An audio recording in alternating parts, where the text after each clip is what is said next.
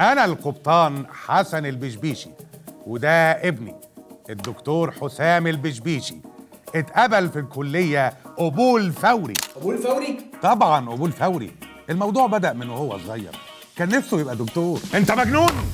يعني ايه ما ينفعش اسمي ابني الدكتور حسام؟ كنت سايب له حرية الاختيار، ما كنتش بحاول اتدخل خالص.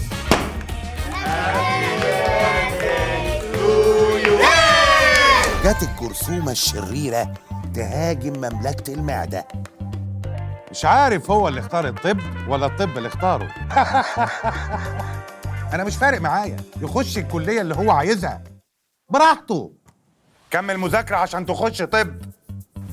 خلينا في صيدلة، حلوة صيدلة، ولا اقول لك خليها اسنان، لحد ما جه وقت التقديم في الجامعة. المجموع ما يكفيش والميزانيه ما تكملش، مفيش قبول، ما تتعشمش. لحد ما وصلنا لقبول فوري. انا شايف ان الجامعه دي هتبقى مناسبه علشان معتمده ومش بعيده عن البيت، وكمان مناسبه جدا للميزانيه بتاعتنا. فعلا؟ يعني ابن حسام هيخش كلية الطب؟ ما تقلقش، احنا معاك وهنساعدك لحد ما تيجي الموافقه وتقدم الاوراق وتدفع بنفسك علشان تطمن. اصل انا هعوز ايه من الدنيا غير اني اشوف ابني مبسوط وسعيد ودكتور. مهما كانت الكلية اللي بتحلم بيها، احنا بنساعدك تختار الكلية الصح ونوصلك بسهولة. قبول فوري، بداية نجاحك الحقيقية.